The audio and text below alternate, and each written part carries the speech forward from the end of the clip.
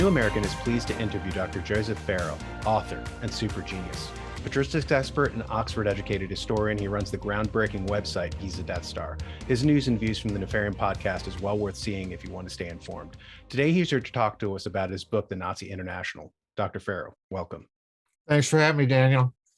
Hey, so I wanted to ask you, now that I have you on here, and I'm a huge fan of yours, as everybody knows, I was reading a book by Ed Conway. He wrote a book called The Summit about the Bretton Woods situation, and he talked about the German finance minister Walther Funk, and how Walther Funk coined the term New World Order. And Ed Conway, there's a quote here that I wanted to share with you. The quote is, in November, Harold Nicholson sent Keynes an account of Funk's plan and asked him to discredit it. Rather predictably, the attempt to force Keynes to sing from a prearranged song sheet backfired. In my opinion, about 3/4 of the passages quoted from the German broadcast would be quite excellent if the name of Great Britain were substituted for Germany or the Axis, as the case may be, he wrote back. If Funk's plan is taken at face value, it is excellent and just what we ourselves should be thinking of doing. So what were your thoughts about John Maynard Keynes, the guy who was doing the Bretton Woods post-World War II system, and him singing the praises of the Walther Funk Nazi post-war system? Keynes would sing the praises of Walther Funk, and what he's referring to, I actually discuss at some length in another one of my books on the Nazi International that I call The Third Way: Corporate Fascism, the European Union, and the Nazi International. In 1942, Walther Funk, who was the Reich economics and finance minister at the time, and incidentally in charge of the Reichsbank, Walther Funk sponsored, along with, here it comes, folks, I.G. Farben, sponsored a study called Weltraum Cartel, and in German that means World Space Cartel. And what this document was, it was actually a book, but that they published in 1942 at the height of World War II, and you had all sorts of experts contributing to this document. What the document was basically a map, a template for the European Union. You can read this document and compare the structure of the European Union and see amazing parallels. So in other words, Funk was the ultimate mercantilist Keynesian. In other words, he's designing a European Union where you have amalgamation of patent law, that you have large, and I mean, if you're thinking of I.G. Farben, you're thinking of an enormous corporation with enormous amounts of power. You're looking at the organization of the European Union on the basis of cartels, of large corporations. Well, this is right up John Maynard Keynes' alley, because as part of Funk's scheme, you had a central administration for basically a fiat currency run finance system. Yep. And this is Bretton Woods. Let's remember that the people involved in Bretton Woods are people like Harry Dexter White, and people like this that end up being on the Venona transcripts as communist agents of influence. So this is all one big socialist love fest. We got Nazis, we got communists. Yeah, no, just for our audience so that they understand, the Bretton Woods system is the post-World War II financial system that was set up, and it was set up chiefly by John Maynard Keynes from England and Harry Dexter White from the United States Treasury. And White was later implicated for being a communist. He was sending secrets back to the Soviets. And Keynes, of course, was an open socialist. So you had two socialists, socialists/communists, who were creating the post-World War II system. And Keynes wanted to, very explicitly, he wanted to disempower the United States, and he wanted to create, he wanted to shift all the power to global institutions like the World Bank, and he wanted to create a global world currency called Bankor, was one of the early terms for it. But a lot of his thinking was based on Walther Funk, on the Nazi Party. And I wanted to, you mentioned I.G. Farben, and I wanted to touch on something. I was showing my boy, we were looking at a book on economics, And one of the things we were looking at was chemistry and the rise of chemistry. And so our modern system, our modern capitalist system, was based on the Netherlands and England creating the first textile industry. So they were creating Yes. shirts and blankets and stuff. And then Germany created the first synthetic dye, and they created Yes. the synthetic purple. And so the guy who created the synthetic purple to go with the textile industry, so it was an adjunct to the textile industry, he got fabulously rich. And this led to Germany's chemical industry, to IG Farben, and then to the pharmaceutical industry. And so Germany was making bank on all of these innovations, these technical innovations. So when Joseph earlier said that these were cartels, economic cartels, this is what he's referring to. So go ahead, Joseph. Cut me off. I'm talking. No, I was done. I had made my point, but it's important to go back and look at Funk from one other perspective, and that is that you have in the proposals that were part of this 1942 IG Farben Nazi document, you have two other things, and that's the amalgamation of patent law through regulatory bureaucratic process. In other words, not through legislation. Okay. So in other words, you're creating a bureaucratic state that is going literally to legislate via regulation. And then the second thing you'll have to notice is they create, or they talk about what essentially is going to become the exchange rate mechanism, if you remember that intermediate step from the Deutschmark to the euro. Because the exchange rate mechanism was basically a mechanism where the currencies of smaller nations were pegged to the Deutschmark. So in other words, the Dutch guilder, the Austrian shilling, the Danish kroner, prior to the emergence of the euro as a unit of currency, these currencies were all pegged to the Deutschmark. And the Bundesbank would allow the currency rates to fluctuate within certain narrow limits, and then step in if those currencies started to fluctuate outside of it. And that mechanism then incorporated the French franc and became the euro. Okay. So in other words, all of this, what I'm telling people is this whole cartel regulatory fiat finance system is a Nazi plan. Like it or not. No, that's a good point. I wanted to touch on something too, because lest we get too mired in like nation states and that concept. Of course, there's who's the gentleman from the Hoover Institute, Anthony Sutton, and he does the Bolshevik and the Wall Street and the Bolshevik Revolution, Wall Street and Hitler, and Wall Street and FDR. He does this trilogy, and he just shows how the Atlanticist banking grid is creating color revolutions, all from one building in Broad Street. Can't remember the address. It was like 234 Broad Street. And so they had done the Panama Revolution, the Chinese Revolution, the Mexican Revolution in 1914, the Russian Revolution in 1917, all from one building. And this leads me into a question. And I'm not as well read as you, obviously, no one is, especially on this subject. But I was reading Pepe Escobar, the Brazilian journalist, and Pepe Escobar was talking about events that are happening now, where the new Silk Road, China wants to build this railway all across Central Asia into Europe. And if this happens, all that trade will be traveling over land and not overseas. So the United States will lose trillions in terms of tariffs. It would greatly enfeeble our military and our treasury. But this concept, Pepe Escobar says that the reason why the current Ukraine crisis is happening with neo-Nazis is to basically stop a friendship between Germany, Russia, and China. Because if that happens, the English and the American system kind of goes down. And now this is my question. I was reading this book, this white paper, actually, The Geographical Pivot of History by Sir Halford Mackinder. Yeah. And so in 1904, he talks about how if Russia industrializes, if it's allowed to industrialize, the geopolitical center of the world will shift from the Atlantic into Central Asia. They have 2/3 of global population.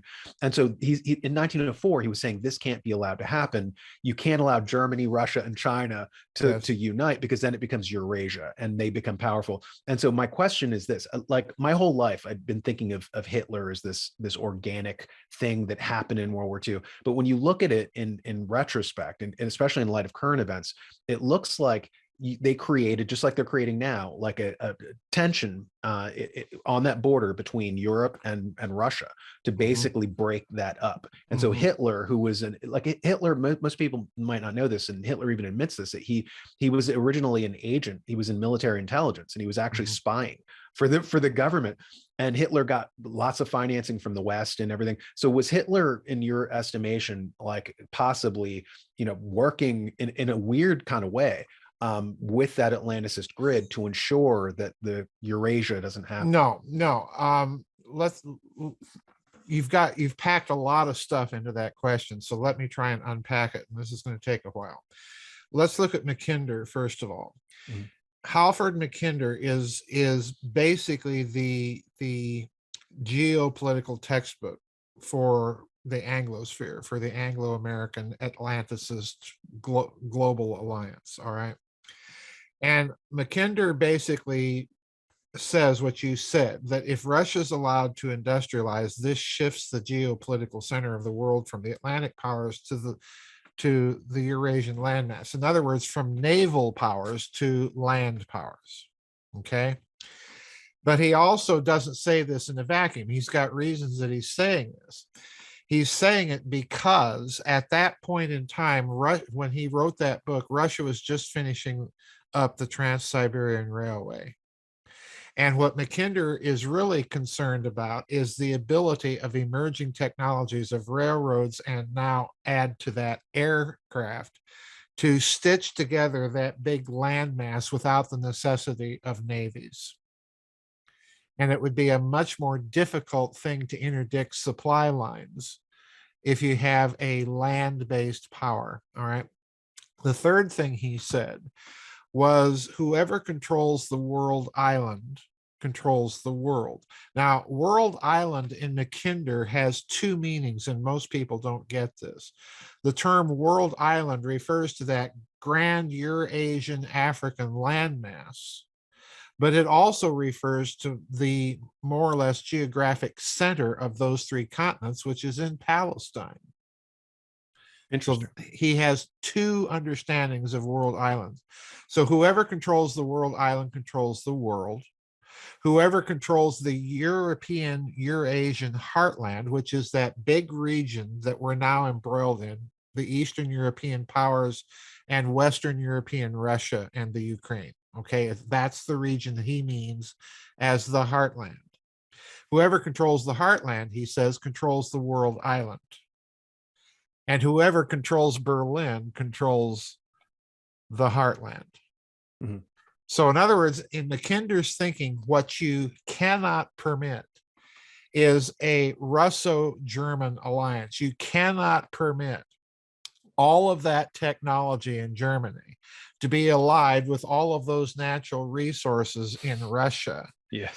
And to create a market out of that region, because if that happens, the center of gravity, which has been based on the sea-based powers for the last 2 millennia, shifts dramatically to Asia. So in Mackinder's thinking, in that British geopolitical Bible's thinking, you cannot permit an alliance of Germany and Russia. Now, enter Hitler. Hitler is in his own way, accidentally playing into the Anglosphere hands. But Hitler, if you look at the 1942 study and go back to German World War I war aims, what Hitler is really doing is he's pursuing what Germany announced its war aims were in World War I. That is to say, create a European Union with Germany at the center, and with the Reichsmark as basically the European reserve currency, and enter an alliance with Russia. This is what they want to prevent. So Hitler basically is fulfilling the war aims of World War I Germany. But the change has been that during the 1920s, what happened? Well, you had the Bolshevik Revolution in Russia, and then you had that period under Lenin and Stalin of the 4-year plans and the dramatically rapid industrialization of Russia. Russia in World War I was not an industrial power. That's why Germany and Austria-Hungary beat the daylights out of Russia. In World War II, the shoe's on the other foot. Russia is now an industrial power, and it's much more difficult for Germany to defeat it. So you're dealing with a long-term thing here. I don't think that Hitler is a secret agent for the British. I do think inadvertently he manages to serve British interests. But if he is, let me sum it up this way. If he is a secret agent for the British, he's being used as a cat's paw to try and prevent Russia from dominating that whole Eurasian region. And of course, he fails. Well, one of the things that it reminded me reading Mackinder was, and somebody just recently said this too in an article, I can't remember who, that they can't allow Russia to, as you said, be like an industrialized first world nation, and so they've done everything to sabotage that. And so, well, when you too late, well, the bad news is they are. So, well, when you look at Bismarck said that, like in the 19th century, he said the two great powers that are going to emerge are the United States and Russia, based on their geography and based on their natural resources. And he was right. And so one of those was allowed to industrialize. But initially, the United States, one of the reasons for the American Revolution was that we wanted to industrialize, and Great Britain wanted to keep us a feudal plantation colony that just kept giving us the raw materials for their textile industry. So they would do the high-tech textile stuff. They'd get lots of money for that. We would be the poor, industrial backwater. And that was one of the big tensions. William Pitt said in 1770, the United States, or America, shall not be allowed to make so much as a horseshoe nail. And they actually created the navigation laws, the navigation acts, to keep out materials that would allow us to make factories. And we rebel against them, we industrialize, boom, we take over the world. Now I'm looking at Russia, which had that exact same capacity. If you read Anthony Sutton, he said that they were absolutely, he said they couldn't manufacture a ham sandwich. He said almost everything that they did was Western companies going in and actually doing their 5-year plans. And so when you look at what they did with Russia, there were two nationalists. There was the Kerensky, for good, better or worse. And then there was Kolchak, who was the general who controlled like 3/4 of Russia. And Wall Street said, we want neither of these men to be in power because they're nationalists. They will not loot their country. They're not going to hurt their own country. So they bring in two internationalists, Trotsky and Lenin, who treat their comments about Slavs are reprehensible. Well, they're reprehensible, but let's remember something that happens. Yeah, they bring in these people, but here's where that analysis, I think, again, and I cover this in the third way. In 1922, the two pariah nations of Europe do an end run around this Western attempt to prevent them from industrializing. And those two powers are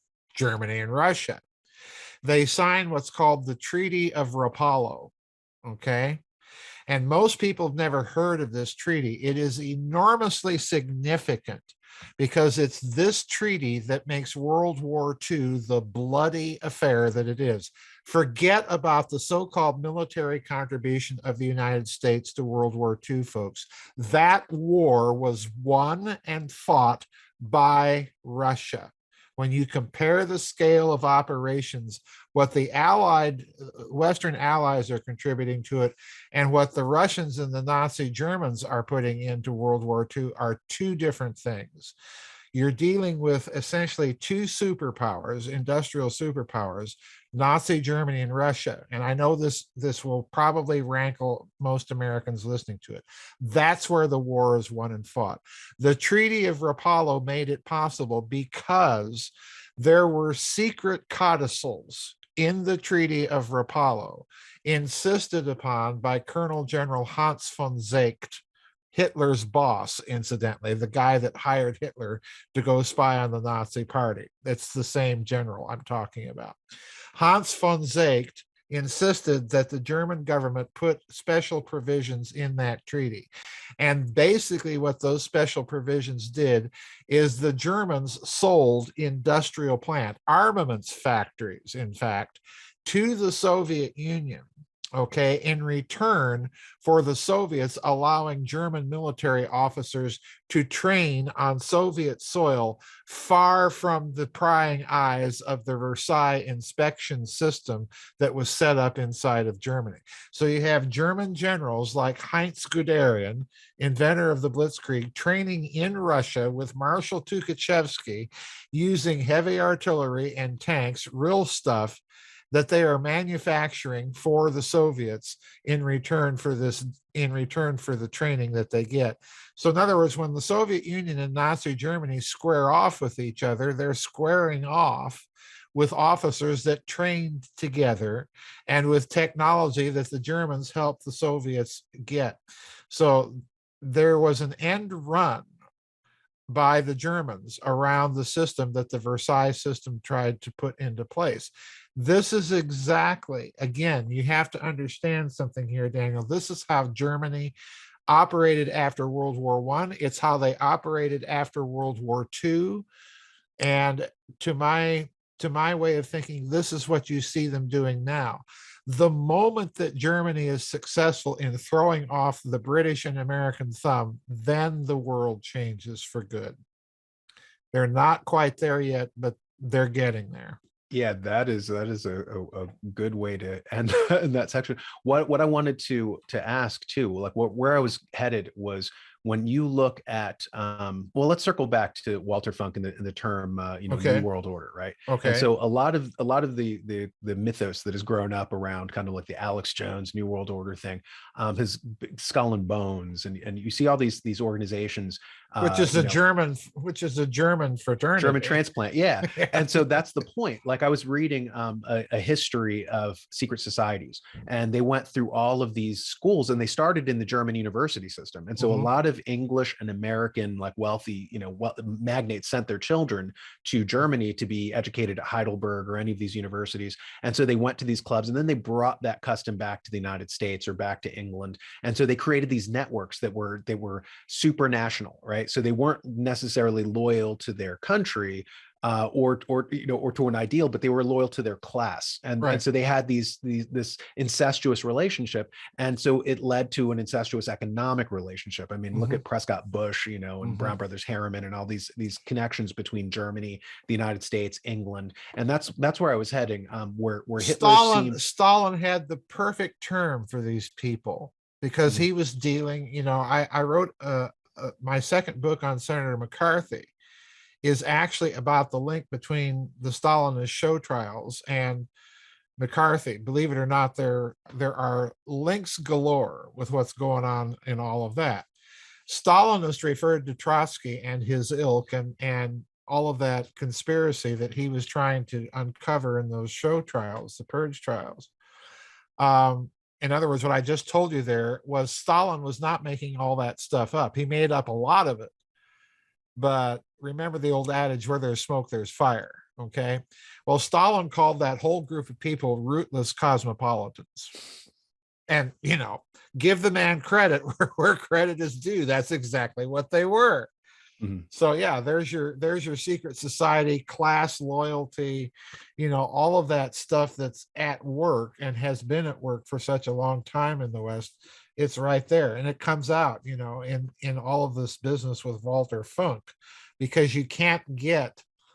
Um, well, let's just illustrate this point of this class loyalty a different way. Let's remember that Hitler had to have upper class lessons, how to hold his tea, Yeah. all of this stuff. And you see him, gradually turning from this rabble rousing, wallpaper hanger into this rather mannered, well dressed, dapper fellow, to make dictatorship and socialism look acceptable. So, yeah, there's your class loyalty. Well, that's the thing, and this leads us into like the first part of your book is Mm-hmm. the background, of the Nazi International and the Mm-hmm. evacuation of Nazis, and like Mm-hmm. Martin Bormann cashing checks in his own name in the Ah, '60s in Argentina, yeah, and so they seem to have been protected by organizations like the CIA, which they of helped course. create. Yeah. So I wanted you to touch on some of that, like the evacuation of the Nazis after World Okay. War II. I to clarify for your listeners, I believe that in addition to the Communist International, we have a Nazi International. That, in other words, that there's an extraterritorial state of fascists and Nazis, essentially, and it's international in scope, and it's extraordinarily powerful. If you don't think it exists, just look at the fact we have a camera on every stoplight in this country. Um, what happens at the end of the war is that Martin Bormann Hitler's eminence grise, for want of a better expression for him.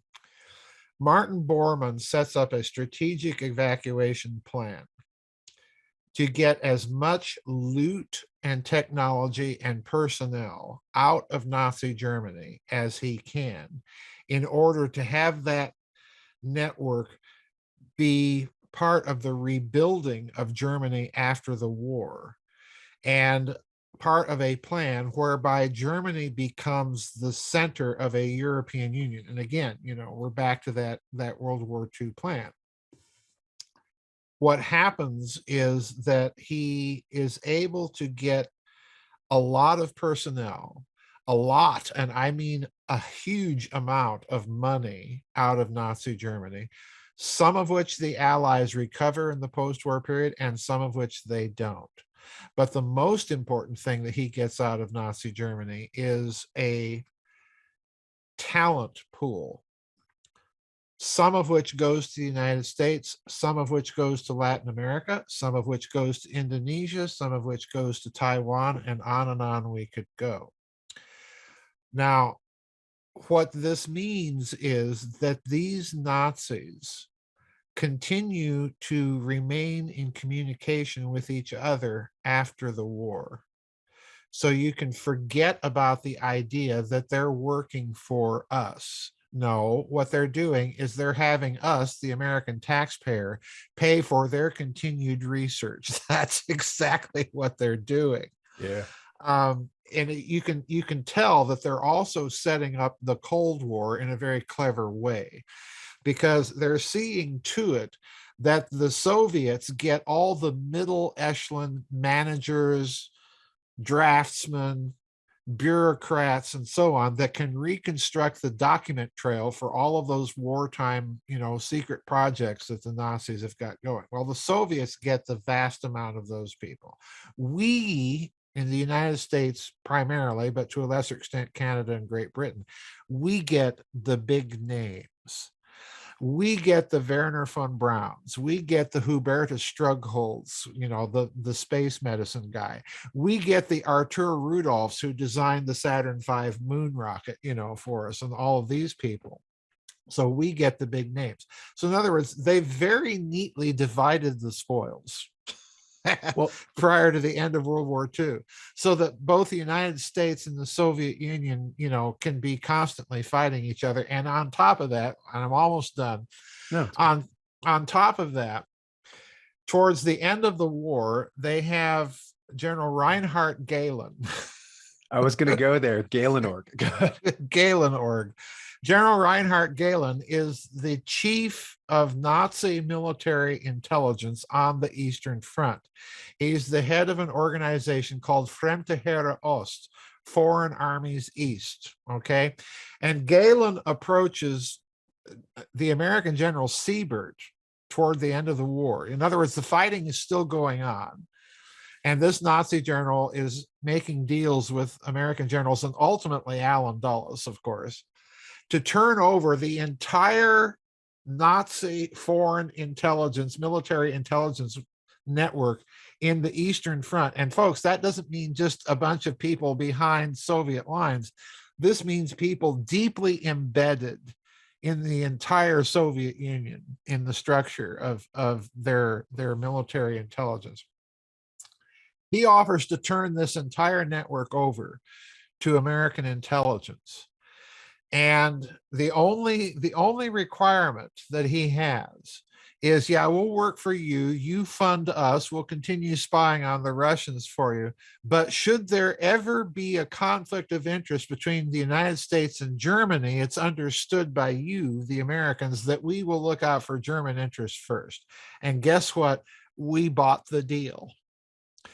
So that by 1948, you have a Nazi general and his military intelligence operations spying on the Soviets, doing military preparedness assessments for the CIA, which oftentimes simply types them up on CIA stationery without comment, criticism, or any other editorial interjection, and passes it along to President Truman. So we've got a Nazi general briefing the American president on Soviet intentions. There's something wrong with that picture. Well, one of the things I wanted to you made me think of Herbert Spencer, right? In Right. 1873, Herbert Spencer, in Study of Sociology, he talks about how war changes the institutions inside of a country. And Oh, yeah. so World War II profoundly changed the institutions inside of America with a lot of, like what you said, like basically Nazi institutional structures that were Yes. grafted from Germany. Like right Yes. now, we're living in a Stasi Eastern, German state in many Yes. ways. Like the CIA was one, NASA was another one. Like all Yep. these institutional structures, and countries are not run by personalities. Countries are run by institutional structures. So Right. you did see kind of like a parasitical grafting on of the United States, and a fundamental change of us from Yep. a republic into a security state. Yep. So, Yep. Absolutely.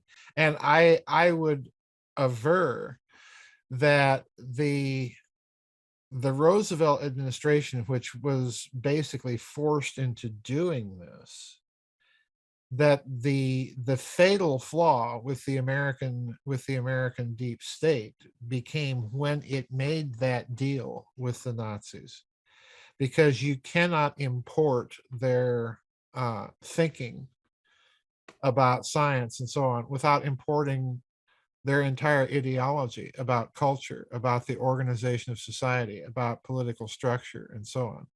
So, in other words, this Nazi international group is extraordinarily powerful, but it's also a power which, like the Nazi state itself, is extraordinarily corrupt. It's concentrated into relatively few hands, and those hands are always fighting each other and creating extraordinary waste. This country resembles in its structure. This country far more resembles Nazi Germany than it does Soviet Russia mhm. in or this or the respect. original republic.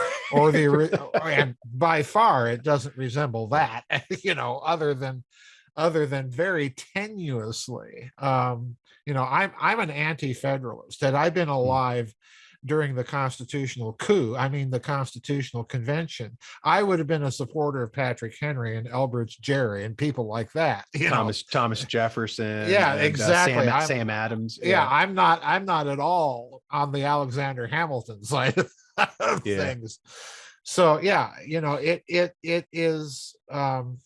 it is an enormously influential organization, and there is modern testimony to this effect when you see so-called neo-Nazi groups in the Ukraine, Yep. armed and Around fighting the and openly displaying their World War II Waffen SS symbols. this struck me as Gehlen org, like all over. Like once Of course again, it you're is. seeing in That's all that's the yeah. exactly what it is.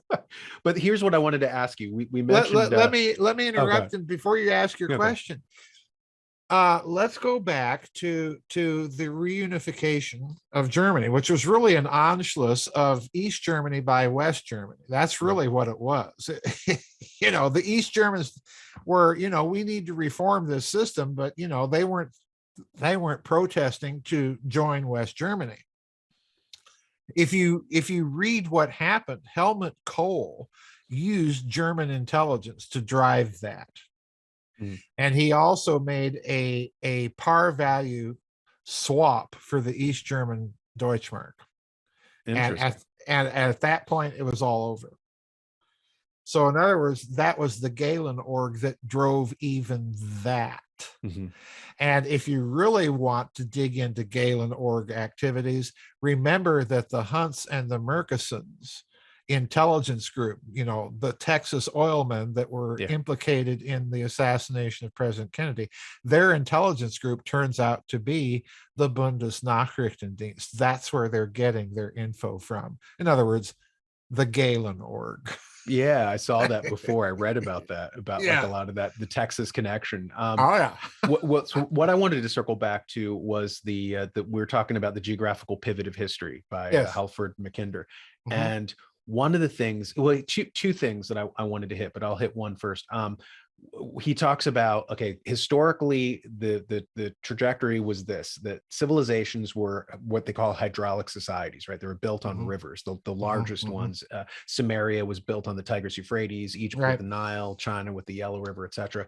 And so naval power was the first power until the Yes. Indo-Europeans domesticate the horse. And when the Right. Indo-Europeans domesticate the horse, suddenly now you're freed from the rivers, you're freed from geography, and now you have these tribes that were controlling the Silk Road from, Anatolia all the way into China. They controlled it for Bingo. thousands of years. So the geopolitical shifted from hydraulic societies to this land-based power. Then it Mhm, went back to the hydraulic societies when the mhm, Muslims took over the Silk Road. They cut out the Christians. Christians mhm, couldn't go over, so Columbus decides to sail to the mhm, Americas, and now boom, now we're back to naval power being the mhm, world's main power.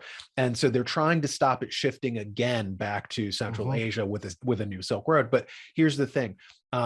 Catherine Austin Fitts makes a really good point. She talks about the new naval trade lanes are going to be satellites out in space. Yes. And so you look at the Nazis with the rocket technology, with this is entirely their model. So Mhm, it's really interesting that whether the Eurasian landmass takes off or not, they have that circuit breaker where, mhm. okay, well, you don't want to do naval power, let's do space Space power. supremacy. Yeah, and Mhm. then you see Trump right on cue doing Space Force, which everybody was so excited about. But really, this is part and parcel of that model of Yes. space being the new trade lanes. Yes, absolutely it is. And the bad news is that Russia and China know this, Mhm. as do the other nations that are part of BRICS. Brazil knows it, India knows it, Japan knows it. So, in other words, we are facing an era in which space is going to become, by dint of the changes in technology, as you say, space is going to become the new high ground. So, in other words, forget all this rosy pie in the sky stuff that we can't weaponize space. Space is going to be weaponized, folks. No two ways about it. Uh, we can let the Russians and Chinese and so on get there first, or we can. The bad problem is they have created more stable cultural structures than we have. And the other thing that people have to get out of their heads is that Russia is some sort of neo-communist or neo-Stalinist state.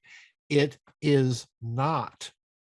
It's the first post-modernist state. They're going back to their culture and their traditions in a major way in Russia.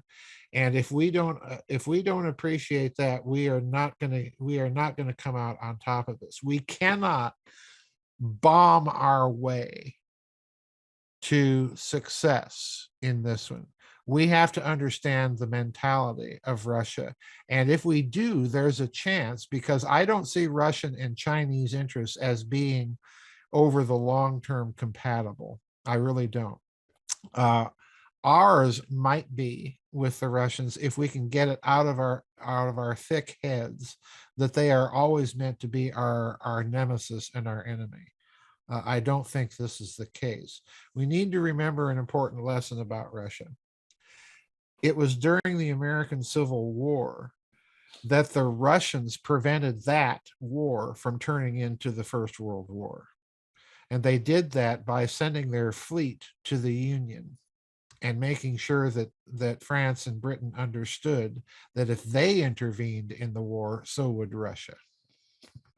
Yeah, Russia also helped in the Revolutionary War too. I remember Absolutely, reading it that in did. Charles Beard's History of the United States. So, Absolutely, it did. yeah, I mean, and that's the thing too. You don't want, like there are forces that do not want peace between the United States and Russia, and you saw No, them of during course. the Trump administration just going ballistic. They Yep. want Hillary Clinton was using all this bellicose language, Yep. belligerent language, and it was so unprofessional. I was looking at this and I was like, how is she talking like this? But Well, yeah, I mean, Russia just sent the I call them Mr. Globalone, okay? The Western plutocrats, Um, Russia just sent them a really interesting message. I don't know if you saw it.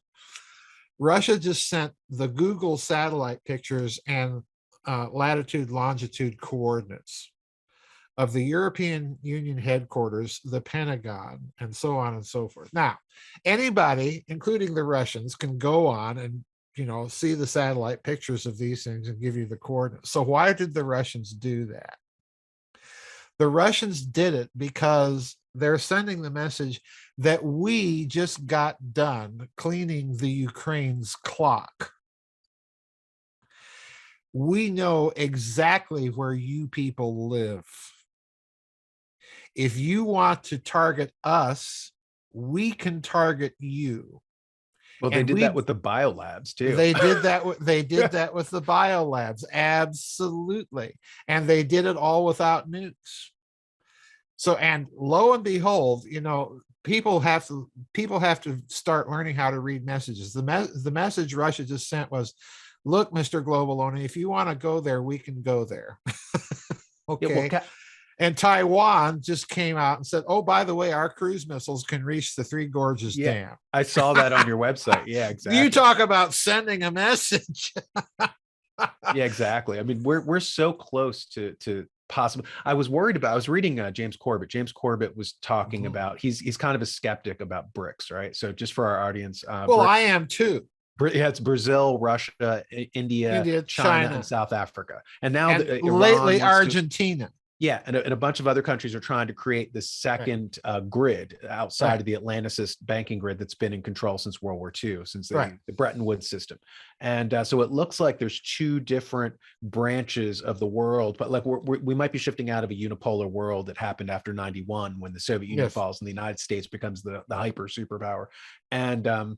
But here's the thing, as Corbett points out, a lot of like, for instance, I didn't know this, that the BRICS was first conceptualized by Jim O'Neill at Goldman Sachs decades ago. And he said that it was originally BRIC. South Africa wasn't included, but he said these four countries, Brazil, Russia, India, and China, are going to be the four emerging economies. It would behoove them to come together.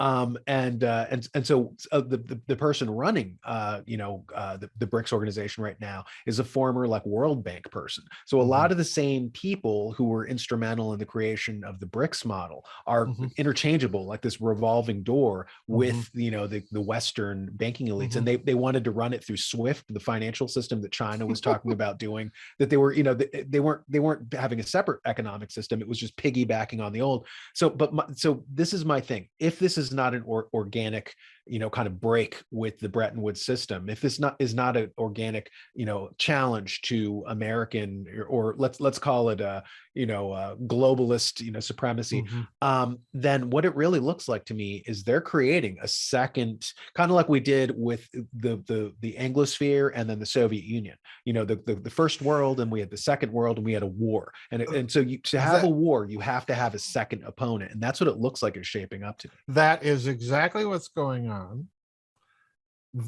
The only difference is they are no longer talking about piggybacking all of this on the SWIFT system. Okay. And I'll tell you why. If you're facing a threat external to the planet, you need to have redundancy built into your financial clearing system. You need to have several in place, and they need to be in place in such a way that financial clearing occurs not only through satellite link, but through underground and underwater cable link. This is precisely what's going on. The other thing that's going on is you need a redundancy built into reserve currencies. In other words, you cannot run the world on a currency. You have to have regional reserve currencies. And that's exactly, you'll notice that they chose Argentina to convey that message. Argentina has now just come out and said, oh, we want to join BRICS, and we may need some regional currencies. And notably, Argentina did not start talking about central bank digital currency, which I think is an interesting little spin to take notice of, because they have been touting digital currencies for the last 2 years. All of a sudden it's kind of, no, we're not so keen on that idea anymore. No, I think you're going to end up, like I say, the BRICS nations themselves, I think Russia and China's interests over the long term diverge. For the short and midterm, they're together. The two countries that have long-term interests that could converge very easily, and I've been arguing this for a very long time, are Russia and Japan. Japan is Russia's counterweight to China, to being dominated by China, because Japan has the money. Japan has the same technological infrastructure to build out all those high-speed rails for Russia.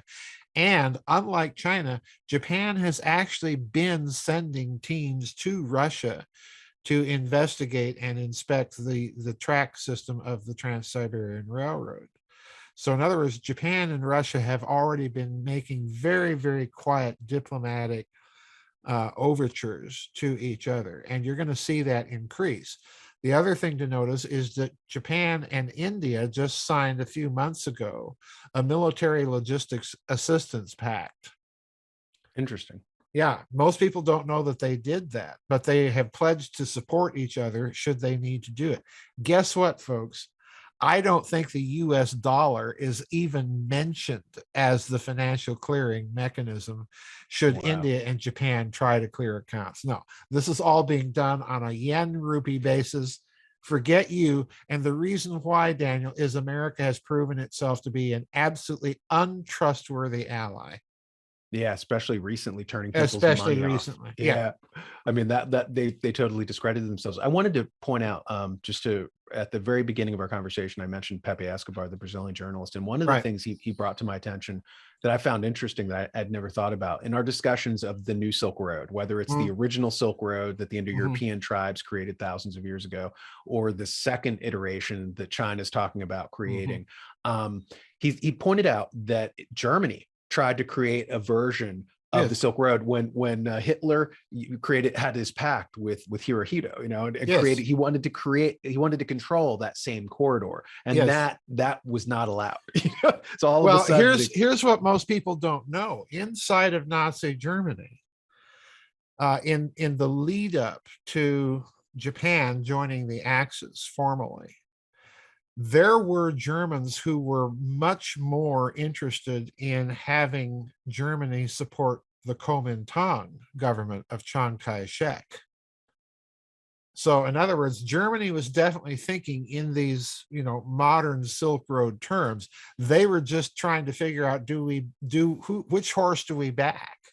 That's a good pun. Which horse do we back? Which horse do we back? Yeah, exactly.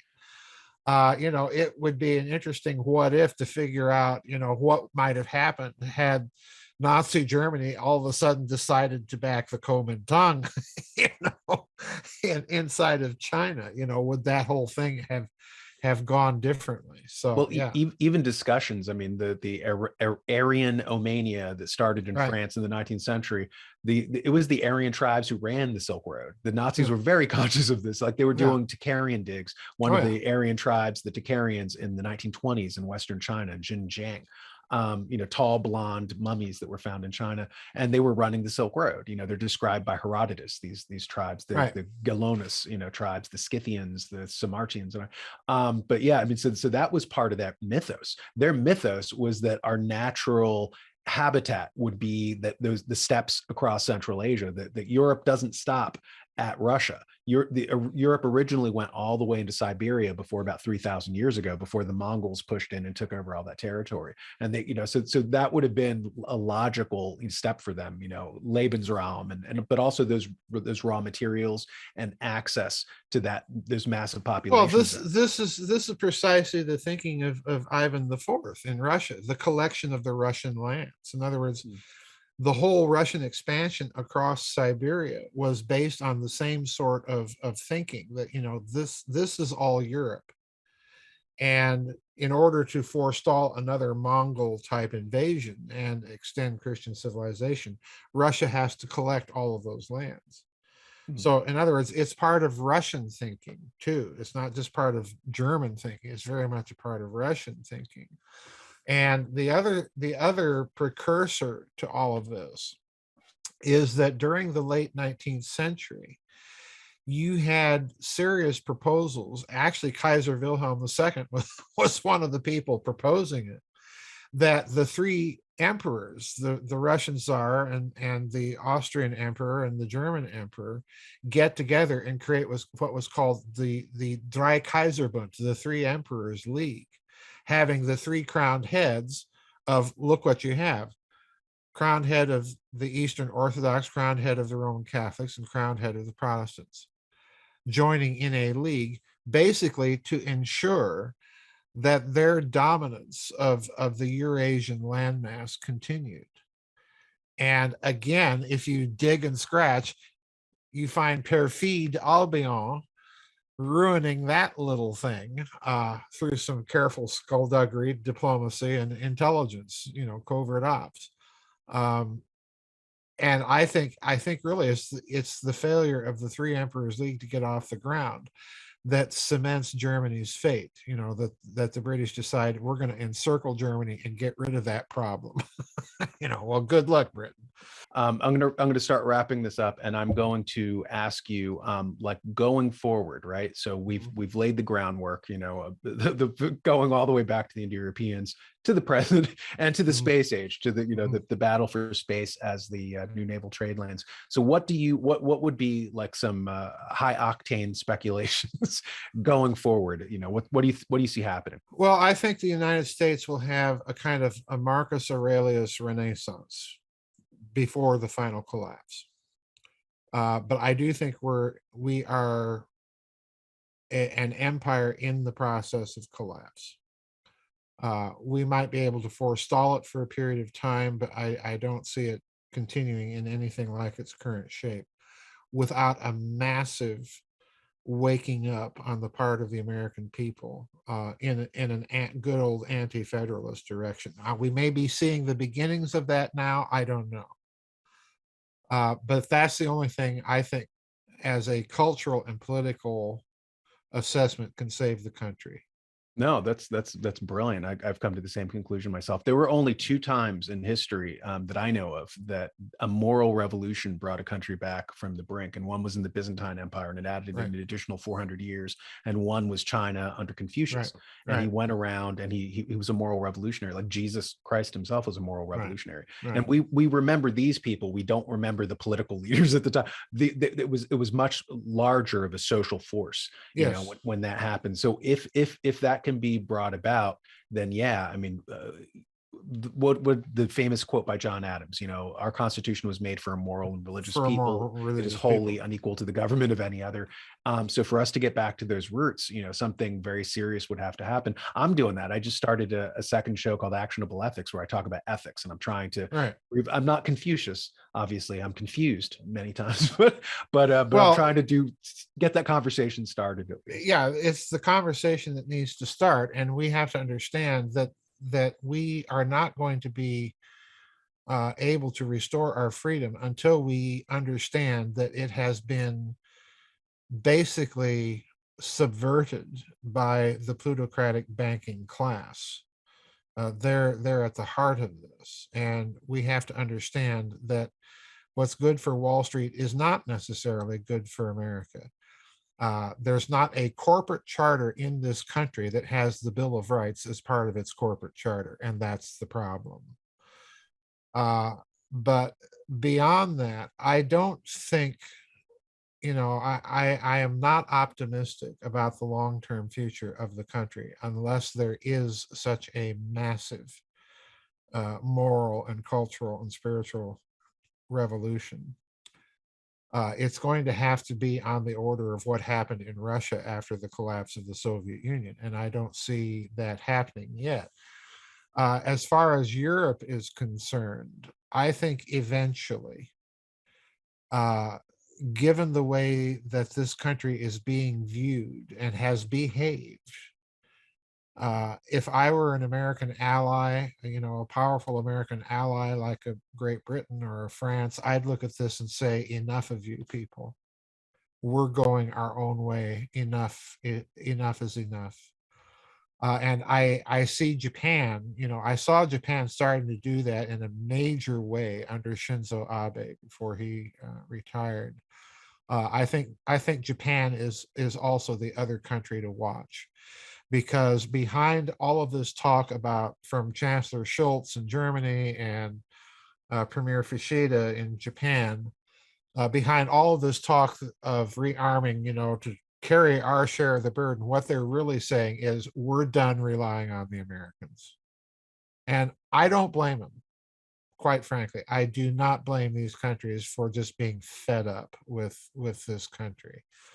I don't blame the Russians for being fed up. The Russians have a word for modern America, and it's a big, long Russian word that basically translates not agreement capable.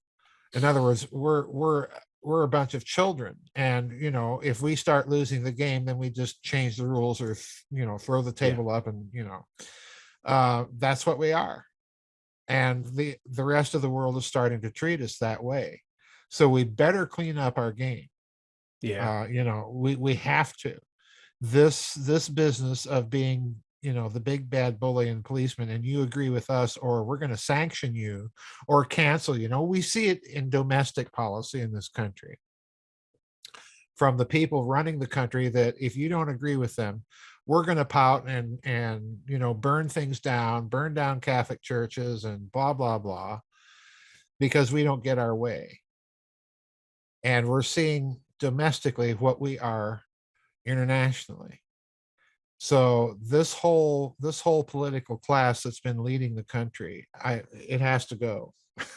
Otherwise, we're in bad shape. Well, excuse me, in The Wealth of Nations, Adam Smith, he talks about at the end of chapter 11, he says that there are three groups in a society, and like three basic groups. He said one group is people who make money through wages.